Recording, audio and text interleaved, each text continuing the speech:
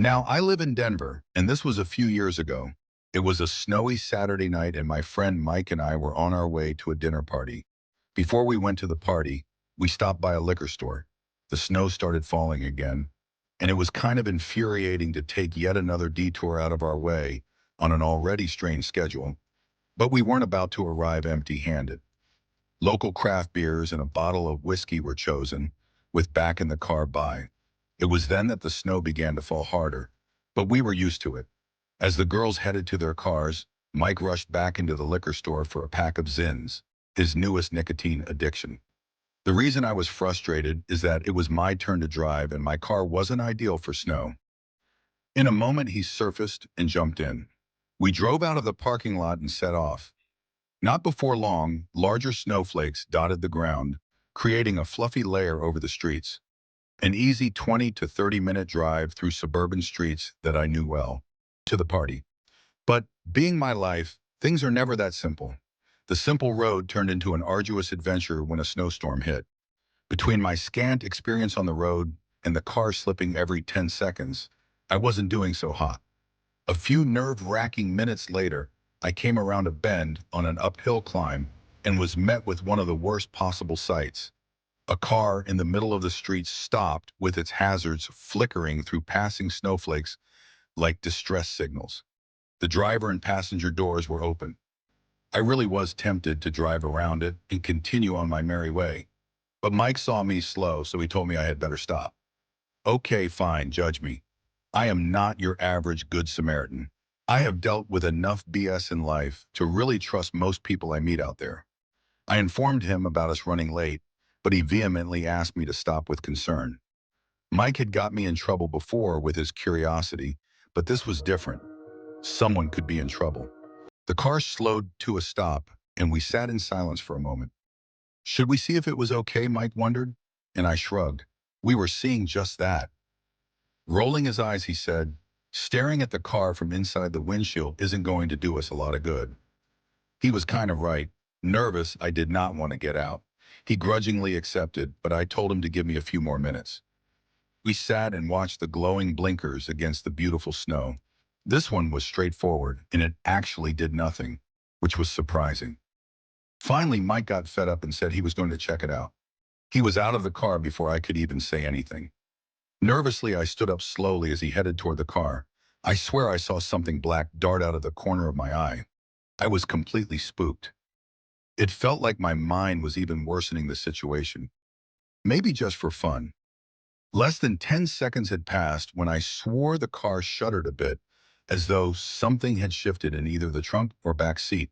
I do not know for sure. Again, maybe that was all in my head. But I didn't mind. I quickly decided and leaned on the horn, causing Mike to jump. He nodded and raced back to the car. I quickly spun around and told him it was a setup as I drove off. He was mad I didn't have the evidence to back up my claim, but I asserted I wasn't putting my life in danger for someone who could just as easily call for help. The drive back home was a tense one. Mike has resentments that last longer than most. We got to the dinner party and it felt right again. A perspective roof over my head, dinner in our stomachs, and a good night of catching up out of the way.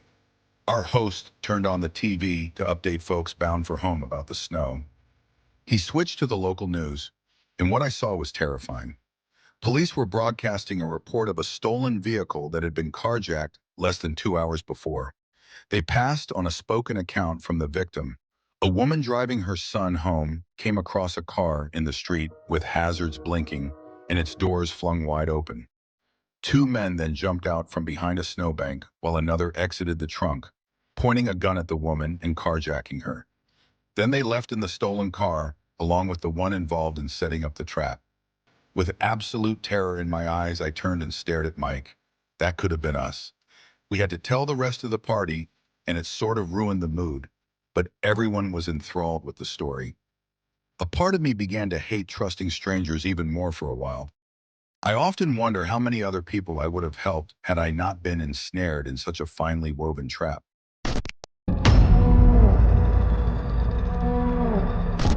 The house groaned under the mired weight of summer heat, pressing a fleshy warmth into the worn boards. In a place where the heat felt unbearable, I knew something was wrong. An unnatural cold seeped under my skin, the opposite of the night that should have been far too sticky.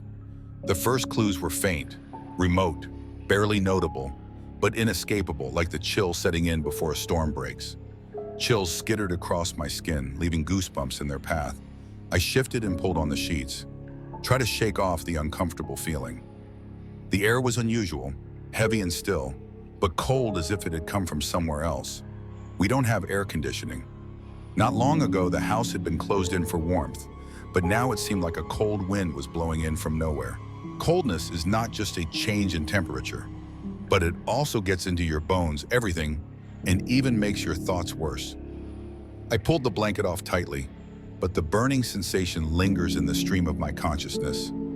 My eyelids flickered, still heavy from sleep, but my intuition, the original warning, caused me to waver between waking and dreaming.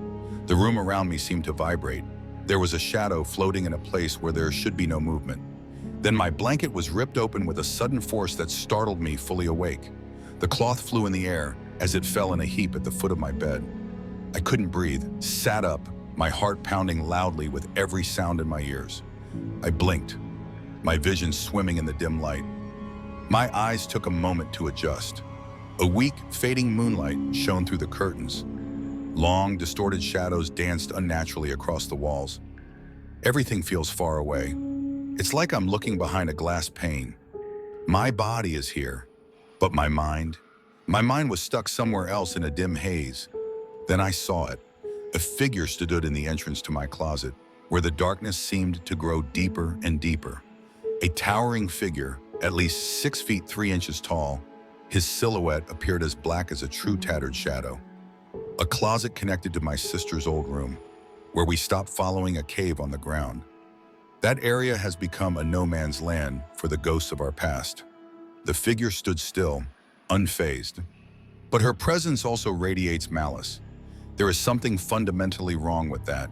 It wasn't just in the dark, it was dark. One night came to life.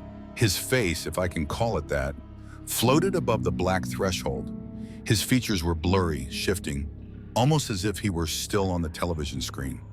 Every time I try to concentrate, it will slip away and fall back into confusion. But in the eyes, oh my God, the eyes, they glowed, pale, white, flickering like static lightning. Even though I'm not human, but it's not quite out of this world.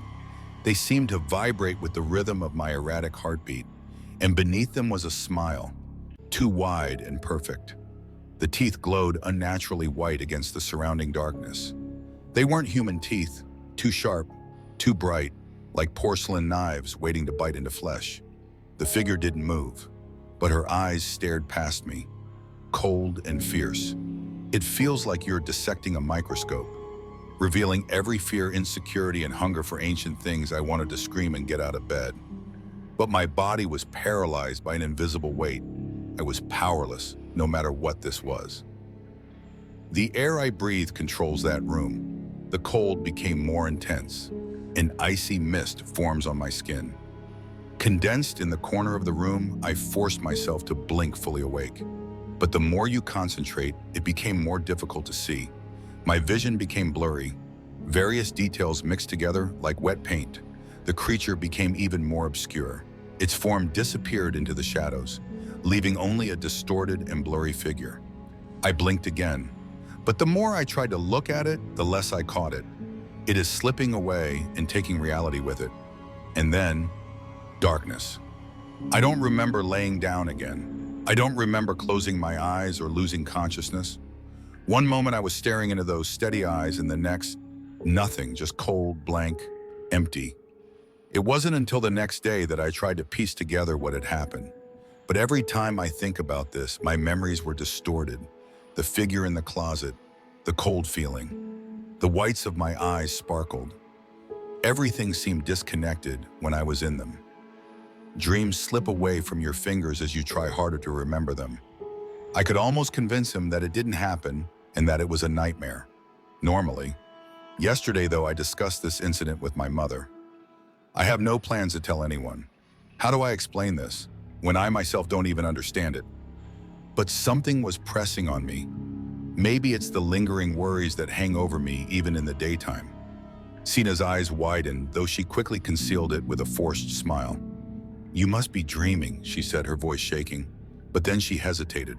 She glanced down the hallway, lingering at the door leading to my sister's old room. The room was deserted with sagging floors, and her fingers moved nervously along the fabric of her shirt. "I don't want to say anything, but I saw something the night after your grandfather died." I felt a shiver run down my spine. She swallowed hard. "I saw him, standing near your room, outside the door. But he wasn't alone. He was standing by the door of the old room as if waiting for something." My mouth is dry. I tried to ask her what she meant, but the words disappeared in his throat. There was a look in her eyes, a look of recognition. "Everything I see, you know. It may not be a detail, but it's a feeling. That is cold.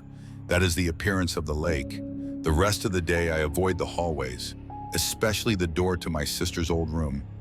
But even so, I couldn't shake the feeling that something was watching me. Not just from my closet or the corner of my room, but from everywhere, like the air has eyes, watching every move, waiting for the moment when the veil between us and the things outside of this world will thin again." That night, when I finally lay down to sleep, I kept my eyes on the ceiling instead of the closet. My mind was racing with questions I wanted to answer and images I tried to forget. But the cold returned as I drifted off to sleep in the silence. Not as strong as before, but when the cover can be pulled close, I felt it, whatever it was, just outside the edge of my vision.